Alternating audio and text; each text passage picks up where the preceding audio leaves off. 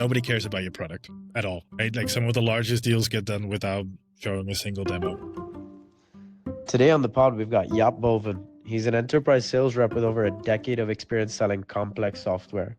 Everything from the likes of a DocuSign and Freshworks. He's been working with Fortune 500 companies and then started at Charles, a startup for marketing agencies and teams. Jaap has basically lived and breathed the full journey from early go-to-market all the way up to enterprise. If AI levels the playing field, everyone's going to be reaching out using the same tools to do their research. So what do you think differentiates you as a rep versus anyone else that's reaching out with a similar message? I don't think it levels out the market. It levels out the market to a specific crap level where a lot of just generic content can be produced by anybody. In the end, that is still a copy paste. I still strongly believe that everyone keeps saying that the next 5 years is going to be bigger than the .com sort of era or the internet as a whole. Obviously, you'd been selling AI, some format of the technology already with Spectrum, Charles. I want to dissect the anatomy of one of the deals you worked on, any one that you can pick. But obviously you've sold to big brands. Like from the very first time you spoke to them to the time they closed, because I know that you worked with Meta a lot as well. Like, what are some of the real bottlenecks that you feel nobody really talks about when you're selling these large deals? So I had to learn this on the fly. I found it the hard way, I think. And that is, if you look at an enterprise brand, right? So we can take, let me anonymize them a little bit. We can take one of the streamers, let's say one of the larger streamers globally. There's only a few of them, right? Those are organizations with some of them quite a bit of legacy, also from just what other lines of business that they have supported, whether it is more linear, for example, or just own content that they produce. Yeah. These are large organizations with a lot of people who need to all sort of look in the same direction and then start rowing in order for your project to take off. So the biggest thing for me was mostly make that initial diagnosis, that scan of, okay, you have one person who is excited about what you're offering, about what the solution that you're pushing forward. That doesn't mean anything yet, right? Because all of a sudden you have, several different continents. There's maybe 3, 4, 5 different teams that need to look at it from either a digital marketing perspective, CRM retention. There might be a media angle to it. There's a tech team that has an opinion, and you just haven't met those people yet. So my suggestion would be, or what I found out the hard way, is just be extremely paranoid about who you don't know yet. Try to map out. It could just be with sticky notes, right? Like, this is the team that I know. They get a thumbs up, thumbs down. You get some sort of sentiment. They need to move on to the next team. And the teams that you don't know, you need to somehow, through your relation building skills, need to get an intro to them, right? Whether that is like a warm internal intro or what we tried before. Also with Meta, right? There might be other platform partners who have a lot more insight about this brand, what are current priorities. Another one is agencies, of course, are fairly often involved with these projects. And all of these stakeholders, if you give them a little bit of either inside information, something to make them look good, a specific piece of business insight that they can use in the next call, they're usually fairly happy to help you to paint this whole picture, basically, of who you're dealing with and who do you all need from let's say, who needs to say yes, who needs to unlock a budget for you, who needs to, use some of their political capital internally to move things around on a roadmap. I think that's my biggest takeaway from the last couple of years supporting these larger. But that's highly nuanced, right? Because then you're working with Meta as a partner, you're working with agencies. Like, how do you make sure everyone's on the same page? You don't. As in, at first you don't. So it's a lot of like one-to-one bridges that you need to build. Later on in that process, like the fun thing for us at least was, like, for example, messaging as a media format, that was a first, right? So that sort of, there's nobody writing an RFP to us saying, hey, we want this project, right? So it's a lot of educate and inform. But all of a sudden you can put on a hat where you are in a thread, maybe with more than 20 people, right? Across the geographies, Meta is in there, the agencies are in there, and there's nobody who has a better idea to go from A to B than me in that case, right? Like in the kingdom of the blind, the one-eyed is king. So if I can just come with a strong point of view of, hey, this is how we've done it before, essentially done it before. This is all that we need. This is what we would like to take a look at in order to make a sort of informed decision on how to make forward, and this is the payoff. That sort of gives you a position inside of that thread where you can give everybody in the process of standing the project up what you need from them, what's in it for them, and in the meantime try to make them look good, right? Throw a couple compliments in there about their work in the past, or how they contribute to that I think has worked. You said something just now as well that I feel like a lot of reps may have gotten wrong. When is it too soon to ask for that intro? Like, how do you, because obviously it's very hard to quantify like the level of relationship. Me and you as people on the front line, I think we have a good idea on that. But like for someone that hasn't done that yet, how do you know when you're jumping the gun versus like, hey, okay, I've got them in my pocket. Let's use that to force multiply. Yeah, getcha. So that sort of goes back to like, what is your multi-threading strategy, which I think is more of a common like suggestion for some. And that could then backfire, of course, as with all things. My biggest thing, oddly enough, it's not super scientific, is trust your gut a little bit. Like, you deal with people all day, right? In most commercial roles, right? And most calls, you try to get a specific point across. You want to get something out of the call, and in return, you need to build trust with this person. They need to give them, to make them look good internally, for example, to their bosses, of, hey, I'm pushing this project forward. So trust your instinct a little bit on when to ask for what, and soften them a little bit, right? It's not a, I'm not telling you or would tell anybody of saying, hey, I won't do any more work if you get me an audience with your boss, for example. That might not happen, right? That's just might not be the right way to go about it. But as soon as you have sort of like a thesis of, hey, I think we should loop in this other team or this other person, and this is why, and this could be just give them a heads up of what's coming within the project. 2, if it is something you want them to review, or is it 3 that you need sort of like a joint decision between these teams? And within a sales process, you can try to get ahead of, as you get to the latter stages, right? So you provided the demo, did the proposal, and at the end you need to talk to the tech team. Try to pull that intro forward, right? Just say, from my own experience, what is it? At some point, we'll get the tech team involved. Who is it? I did my research. I think it is this name. This is kind of what I would like to share with them. Would that be okay? It's something that you could ask your champion, for example, because they are sort of aligned with your success of the project. They sell when you are not in the room, and they might be able to a little bit of feedback as well of, hey, I think this is the right time to do it. Very long tangent here. The last suggestion I would give: rely on your own senior stakeholders. They have done this before, right? These executives at these companies have a larger network, and they are usually very happy to jump in, spar with you, see what makes sense, see what they can support, because you can almost use them as a sort of beacon ahead of the call or ahead of a deal, in order to invite feedback from different teams, very often also more senior stakeholders. What if your founder is highly technical? You need to give them a podium, in a way, right? In order to make them look good. Because if a founder is technical, there's a lot that they can bring to the table, especially from the nitty-gritty details perspective, which is sometimes exactly what you need in order to get a deal forward, right? Because there's nothing that builds more trust than saying, hey, we have this proposal to put it forward. The client thinks, ooh, that looks a little tricky or technical. We haven't done this before. And there's literally somebody, technical founder, sometimes perhaps the smartest person in the room, who can walk them exactly through the thought process of, hey, this is how I would do it. Here's where I can help. I see a bottleneck there. This is how we solved it before.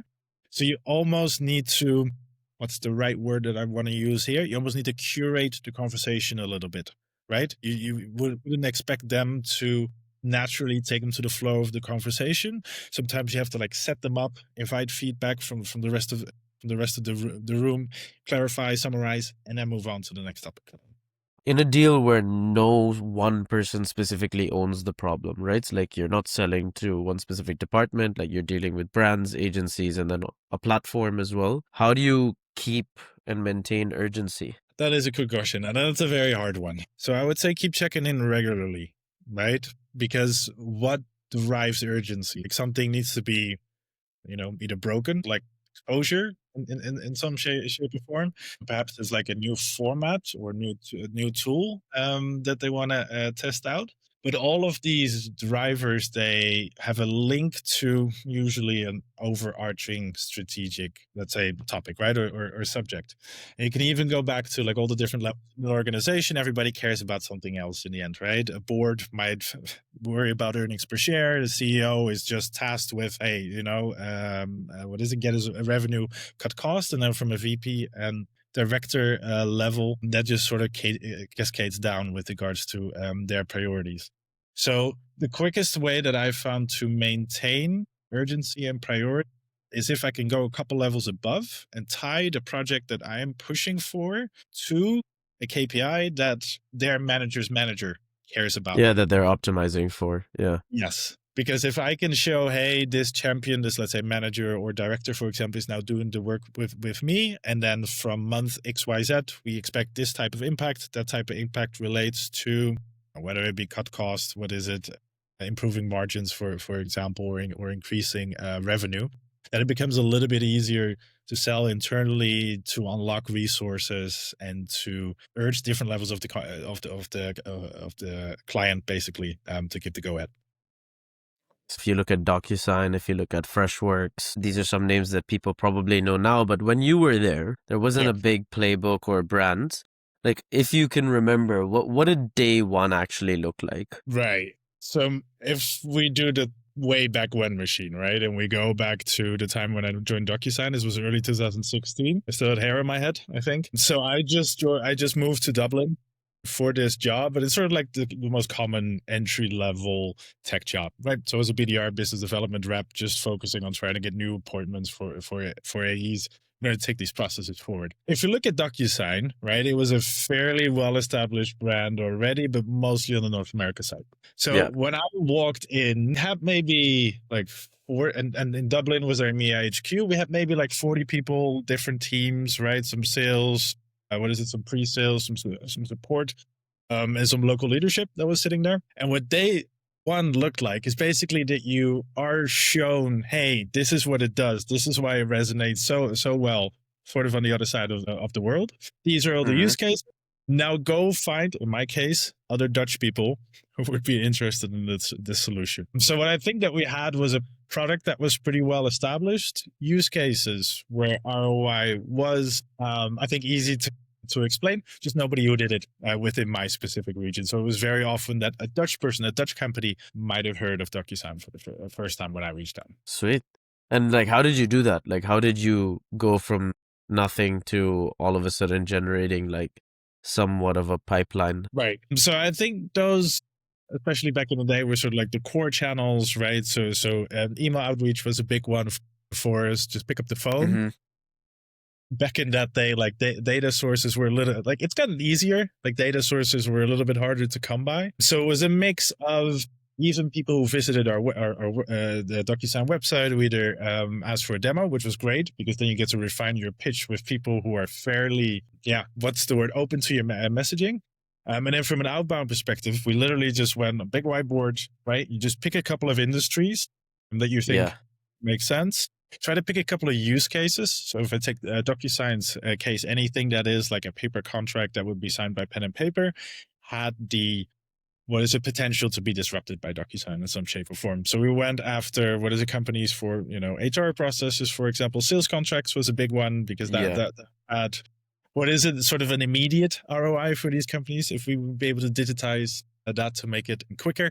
Procurement was a big one, and that's basically how we sort of went by each industry. And then, of course, we tried to tier them a little bit as well from a enterprise complexity perspective. And for that, we mainly used number of employees, the revenue we could find, or any specific industries where we had a couple of really, really strong use cases. Yeah, and I agree with you, man. Like, I think now, Crunchbase aside, there are so many different sources that help you get this information so much quicker. Someone told me about this tool called Grojo the other day. Not sure you've heard of it, but like things like that back then weren't necessarily the easiest buys for a sales team. No, it was hard. We had LinkedIn Sales Navigator. That's helpful. That was a big win, right? For us, at least in the region. I couldn't find most of the people that I wanted to speak to on the Sales Navigator.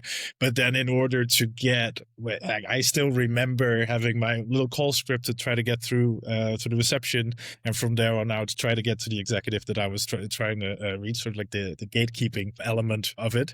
Whereas all of a sudden now we have all these different sources, whether it be, Zoom info, Lucia, whatever it is, where sometimes you can even find somebody's mobile phone. So there's a couple do's and don'ts there, but that has changed a lot since I did that way back For in sure. 2002.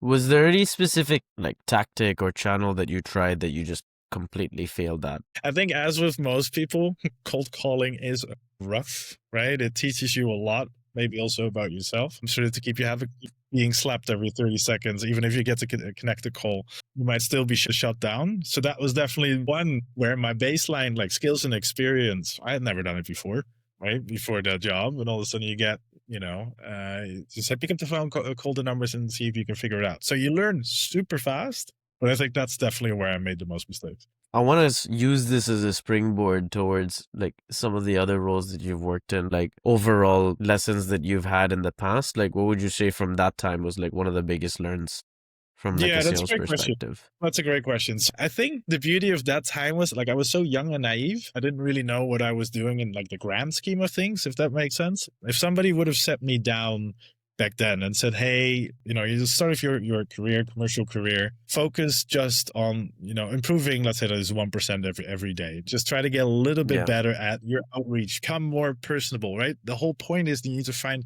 your own style in a way in order to, build trust with the person on the other side of the phone. So I think like one of my biggest learnings was just looking back, try to understand where your role, even if it seems small and insignificant, even with KPIs that are very easily tracked just as call connects, right? Or meeting set. In of itself, that's not really a motivated effect. Well, maybe when you see your paycheck later. But at some point, understand what your contribution is to the business, how you help the other teams after you, the AEs, the executives, the GTM builders, who make the big bucks inside of the building. You have a core value, to these people, to these teams. And I think looking back, that could have been a great motivation driver if I had to do it all over again. Yeah.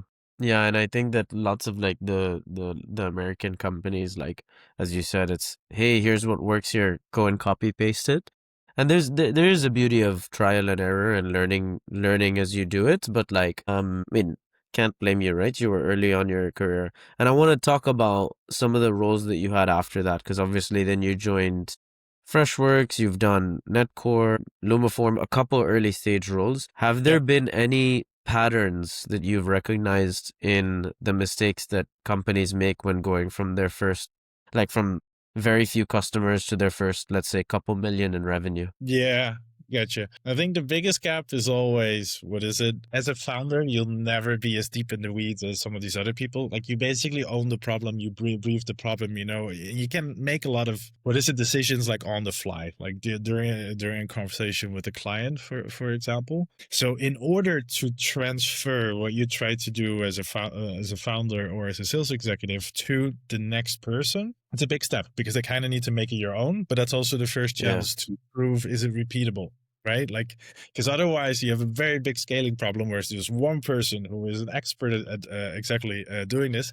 The people after you will never be you, I would say. Like they need to find their own style, basically. But as soon as that first person helps you refine that playbook a little bit, brings you all the learnings, and from there on, you're able to iterate, it's much easier to offer any future job to new employees because from an onboarding perspective, you have a much better idea of the kind of challenges that they face and how they react, right? Because they're it's a big difference between being a visionary founder and more of a operator from a sales perspective, even though you try to build a larger team in order to get your messages across and learn faster as an organization. So I think that is just the biggest challenges, I think, for a lot of these, early startups. What do you think specifically could make it better? I mean, like I've seen a couple of examples where founders just maybe don't document enough of their own outreach. I mean, there's also sort of scenarios where founders are not doing enough of the outreach themselves. So like, if you had to like pinpoint something specifically that you've seen, are there any like underlying themes that you've noticed around like, hey, like this is a recurring mistake, like they always get this wrong when going from 0 to 1? Yeah, not always wrong. I don't think it's that black and white. I think it's a little bit more, there's levels to all of this, I think. Yeah. the ones that I've seen it do best, they basically create sort of like a safe space internally for those early GTM members, because they almost need to play some sort of therapist role, right? Because they'll come back to you with a lot of problems, their personal pet peeves with client conversations. So you need them to keep going. Yeah. You need to keep their energy up. So it's a little easy to give somebody like a script, a playbook, a list to call, for example, and then say, hey, do your trick, right? Yeah. Whereas that trick, everybody's just figuring that on the fly as well. So by providing a safe space where they can vent, they need to reflect a little bit, pull themselves away from the situation. That, in my opinion, has worked best. Or sometimes a pitfall if somebody just says, hey, look, I did it. It works. Now you go do it. And that's it. I had a guy on from a deep tech startup who told me that they were analyzing every single cold call and, let's say, disco, and fed that into their ChatGPT sort of like system that basically gave back the reps an understanding every single week of like what were the most recent objections and how some of them were overcome. And if they weren't overcome, like, hey, you could maybe tackle this earlier on in the conversation. And I think that's also a smart way of, as you said, not just giving them a goal, but also directing them a little bit. And like, let's say you take me back to, for example, Spectrum or Charles, where you've been like one of the first early hires. Generally speaking, when like, if it's easy to say this in retrospect, but if you were to drop into another startup now, how do you diagnose like the current state of GTM? Like, what are some of the signals that will tell you, hey, like this is looking promising versus, man, this might hurt? Yeah, no, I get you. To me, it's pretty simple. To me, it's an interview process. Like, explain to me what you sell and why, and to whom, and why should the party on the other side of the table care, right? If that becomes a very convoluted story over 3 to 5 minutes, then I will probably have a really hard time explaining it too, right? If I have people who've done it before, or even who started the company, have a hard time, then it'd be pretty hard for me to make it my own. The other thing that I would normally ask for, because you always find a situation which is not its final state, right? You get the job in order to keep building to make it better or different, or whatever shape it would take. But if they walk you through like some of the most recent successes and some of their biggest, I don't know, not necessarily failures, but where they had a hard time from a GTM motion, you can sort of try to piece back, hey, I think this at this stage perhaps we had a hard time, or the business case isn't strong enough, or the problem that we solved just doesn't have the scale. Those are the type of questions that I would look at in order to sort of make an assessment of, one, where they are right now, two, where most of my work will need to go into, and three, if I think that this company literally has solves a problem at scale that clients would care about.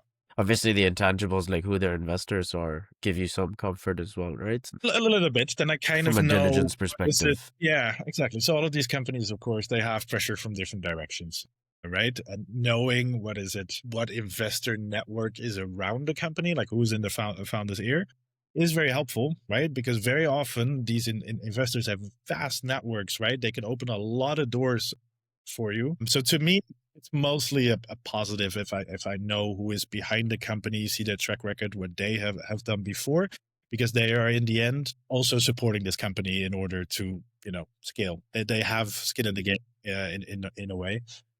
So knowing who exactly is behind them is helpful. Even asking sometimes the founder or senior leadership small little tidbits of, hey, what have you heard? What are they suggesting, for example, because you can incorporate that into your own, let's say, operations or the hypothesis that you try to test on a daily basis from a GTM perspective. What's your take on like all this, the hype and chatter on like outbound is now a smart bound or all bound, whatever you want to call it? Like basically people saying that it's got to be fully intent and signal led. What's your take on that, having done quite a bit of outbound in your time? Yes. So look, it's got better or easier, right? So I think what we eventually try to optimize for is a better buying experience. And buying can be rough.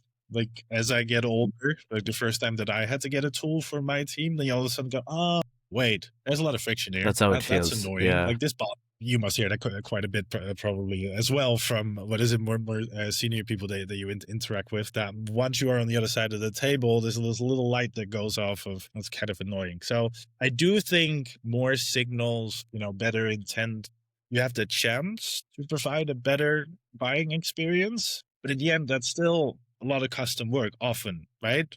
Depends if you get the chance to put the time in, right? For small ticket sizes, it's you have to have a more rigid playbook in order to make the most of your time and keep the velocity up. But especially with larger ticket sizes, which are more focused on just solution consultative selling, right? Put the time in to try to understand the person, how they buy, how they bought before, like what preferences do they have.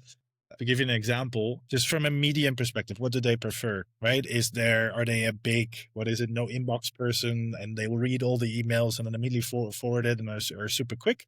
Or do they even have an assistant in their mailbox who's active? Or one of my personal preferences is just get it through WhatsApp or SMS, right? That's my most natural way of having a conversation with somebody. Right. And usually the easiest channel to get a hold of them, get their attention, use it, when necessary. But those are some of the elements that have worked for me in the past. Got it. Before we get into my favorite segment, which is like, let's talk real about AI, I wanted to just quickly touch on the startup. Obviously Charles acquired Spectrum. What were like some of the biggest learns from the entire time you spent there?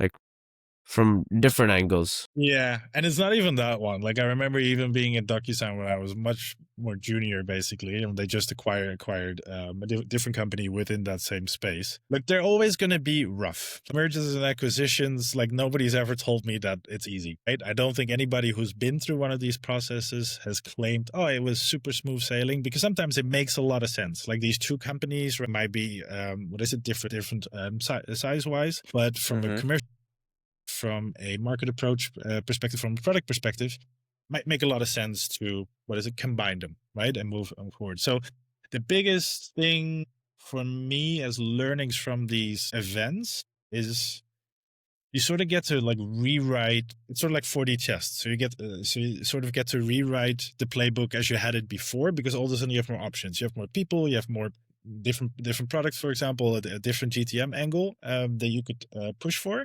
You sort of need to make friends and alliances on the other side in order to get all the information that you need, because it's not like you get a booklet of, hey, we acquired this company. Now this is what they do exactly, and this is what it means for you. Yeah. It's an error-prone process in order to figure it out. And then and then the last stage is mostly, what does common success look like? Like for you personally, the acquisition might not have a big impact, but it's sort of like a ripple effect throughout the organization. Like, where does everything fit in? Is it still operational? And then the big, well, not necessarily downside, but big thing to remember is that you need to become more efficient. Like the whole point of putting these two items together is that there might be overlap from structure perspective. So I have a keen look of, hey, where is my place? Where do I fit in? Where do I support? What is basically the business case for me within this new organization?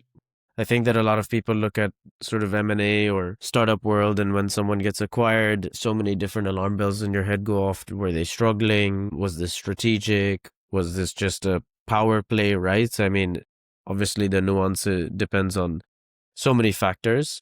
Do you trust it, like GPT and all these other models, to be able to write copy? Because I feel like everyone can sniff a message that's AI written a mile away. Yes. So I think if you try to put some effort into, because you can sniff it. I think my problem is some of these executives have also read my messaging before, and I cannot say it was better than what GPT spit out, if that makes sense, right? So I wouldn't say copy paste exact message, right?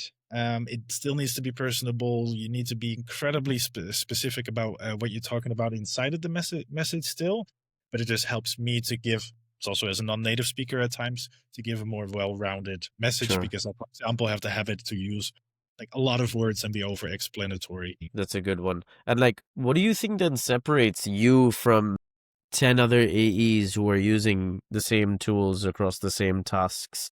right? Because then like a lot of people make the argument of like, hey, okay, like if AI levels the playing field, right, everyone's going to be reaching out using the same tools to do their research. So what do you think differentiates you as a rep versus anyone else that's reaching out with a similar message to your market? Yeah. I would almost push back a little bit because I don't think it levels out the market. It levels out the market to a specific crap level, in my opinion, right? Where a lot of just generic content can be produced by anybody. That is true. It can be Yeah. a little bit more Yeah. insightful than before, but in the end, that is still a copy paste. I still strongly believe that whether you use any type of tool to create your messaging, is that empathy is the biggest tool or leverage that you have in these conversations, and that's what needs to shine through, that you care about the person on the other side of the table, right? Both from hey, I think my product makes sense, this is a solution for your company, but also for that person on the other side, like what's in it for them, right? Are they up for a promotion soon? Does this project make them look good? Does this make their life a little bit easier internally? And I don't think that's something that AI has done just yet, right? That's the Probably very, very won't human. do for a while, to be honest. Probably not. And I think that has sort of helped me to push the projects forward, let's say, over the last couple of years, my opinion. I mean, there might also be a case to be made that as the buying process changes, that somebody on the other side of the table would almost prefer to talk to a GPT version of me, of my company, in order to do their whole evaluation instead of a human being, which is, for some processes I could see that make sense, but I think for higher ticket sizes, complexity, I think there's still a lot of just trust that you need to go internally and say, hey, look, I have this, I don't know, 200K budget to invest in a new project, and these are the exact people that I'm working with. I think there's still quite a bit of value in that. Yeah. Is there any tool that you don't like, that you wouldn't work without today? Like that you use, like most people that have come on and talked to me said they're now Power GPT users because it's both their therapist and their work assistant. So Right. would you say that's the same for you, or? I ask a lot of random questions. That's true. You go on little tangents, indeed. I'm not sure if I would be like, I don't think I've used the breadth of a lot of these tools. Like I've tried at times. For example, one of the things I really hate is making slide decks, especially from scratch. And I think that's where they've gotten a lot better. Even something as simple as, creating a compelling image at times, sort of like a little icebreaker or a little Easter egg inside of your presentations that's showing you've done your homework, is a fun application of AI that I think I would use. No, so I'm not really at the stage yet where I've disqualified any tools or have any tools that I had a bad experience or with, would discourage people from using. Got it. Gotcha. For me, it's a note taker. Man, like I cannot go back to taking notes during calls. Absolute no-go. I actually don't even know how I did it I feel like that was a lifetime ago. Yeah. I just feel I didn't, because I would have a pen. My handwriting is also terrible. So I would pretend to write. And then after the call, I would spend like almost double the time of the goal just to decipher what I tried to write down. How'd you do it then? Like before note takers? Which human memory is not a great tool to use to write a follow-up email. So I'm pretty sure I made my fair share of mistakes in the past there.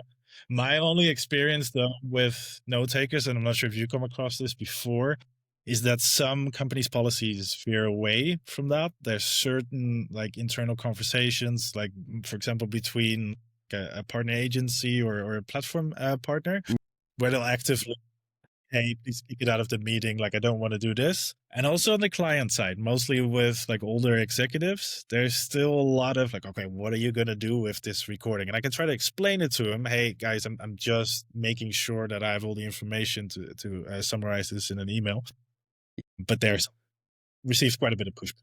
Fortunately, I mean, so from like a pragmatic point of view, it's for sure a GDPR topic of like, hey, what I've learned is that you actually need to notify every single individual you talk to where the note taker is present before the meeting, and give them the option to like opt out of it or say, hey, I'd like the note taker to be removed. But most of the times I talk to tech native people, right? People are using this shit every day, so it's like they know that they'd be asking me the same question, and it just makes everyone's life easier, because then I can share the notes afterward too. I'm like, hey, by the way, if you think I missed anything, you can fact check it based on like the summary of the call.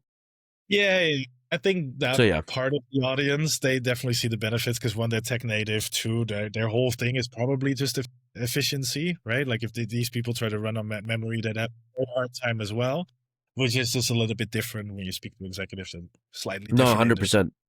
100%. But to wrap up, I want to do a quick rapid fire back and forth if anything comes to mind. Yeah. But I'll start with what's one sort of like principle or belief or misconception, whatever you want to call it, that most enterprise salespeople get wrong about enterprise selling? Nobody cares about your product at all, right? Like some of the largest deals get done without showing a single demo. It really doesn't matter what features your platform has, what it looks like. Everybody just cares about an outcome. So you need to show them very clearly what is it, why you would do a project, because there's change necessary within a business in order to adopt something new. The only thing that matters is outcome. You know, it's interesting you're saying that. I'm going on a tiny tangent here, but the reason I want to bring this up is I've had a client recently where they're in a very niche market. So within insurance, they sell to a very specific segment of the insurance market. And we've noticed like there's only so many people that exist that have that network or background, right? So we were trying to kind of like expand our candidate profile. Like, how do we find sellers who have a similar sort of like framework or thought process around running that sales motion? And we've, funnily enough, landed on the same thing, which is like, what these people care about are not people that understand their function inside out. Like, that's a nice to have.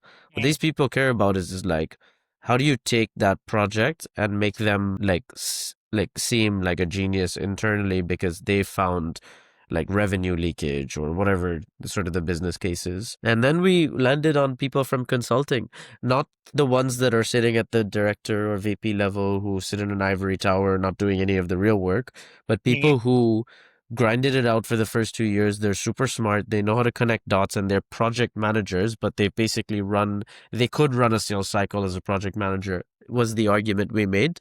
And we're actually interviewing some people. Too soon to tell, but I just wanted to kind of snip that in there. What about like mistakes that you've seen in the past about making your first or early hires within sales? I think that's founder conviction of the product market fit. And I think a second one would be, don't be the person who says, hey, we solved that problem and we can solve it for everybody. If you go too broad, what is it? Somebody will just drown. If you ask like an initial TTM member to prioritize all of that for themselves, that's a lot of burden, especially to put on a junior person. Yeah, So that's something I would strongly try to avoid. that's a good one.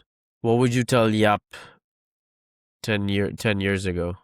This really starts to become some sort of therapist session, but I would like highly encourage people to just enjoy the journey, not necessarily the destination. When I started, what is it? I thought there were like a couple companies which were, top of the line. That's where you wanted to work. If you didn't work for that logo, really we're not good enough or whatever.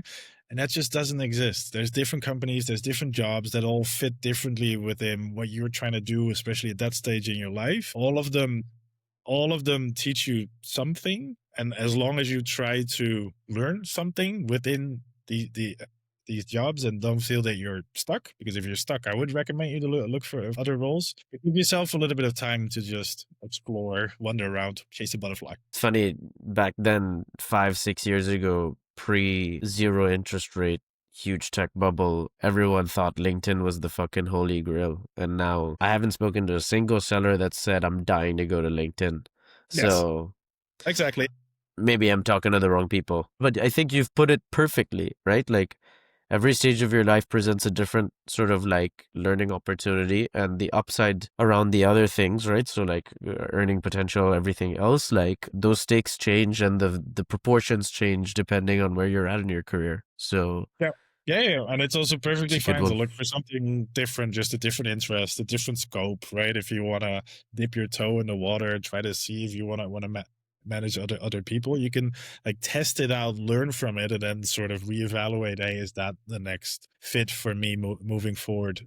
For example, Yeah. my next challenge. Everyone says skills are transferable when you're moving from one industry to another, and you know how sales hiring looks from both sides. There is an element of bias when you're speaking to someone that comes from your ecosystem. So I'm not saying that You need to bring a network. But like obviously, if I speak to Jaap and we are a company that works with Meta or agencies, that sort of like plug and play convenience is top of mind. What would your advice be to someone that's trying to switch lanes when they're competing against other sellers who come from that specific ecosystem? So you need a place and a time, whether that is something that you do over a call, an email, a deck, maybe preferably even in person, that explains your why, right? Your motivational driver behind wanting that job needs to sort of blow everybody out of the room when they compare it to all the other profiles. Because if Yeah. you can clearly outline, hey, this is what I've done before, this is what I learned. All right, now this new job, right? Like this is what I think would be different. I would need to focus on X, Y, Z. I understand that it might be a little bit of a long shot. I think it's okay to call that out and then just drive home your why. Like, why do you think you are the best person for the role at this specific time? And give them a little bit of a future outlook as well, right? Like take a 1 to 3 year horizon of saying, all right, 6 months, I probably need to do this, right? After year 1, this is where I think it would be. And then from there on out, it just compounds, right? So you're able to just accelerate eventual results that you try to get to the company. So I think that is be very cognizant of that. That's how the human mind works in a way that it's just easier to pick somebody from the same industry that wouldn't have to explain everybody. To just call out really clearly that your first initial burst at the new job will be very education driven, and that's the driving or the motivating factor behind you considering the gig. Dude, it's been an absolute pleasure having you. I appreciate you jumping on. I hope we can do this again soon. Don't do too many of these, or I hope that there's something useful in there. I had a lot of fun. Really appreciate it. Totally. Next time. Same here. Catch you, man.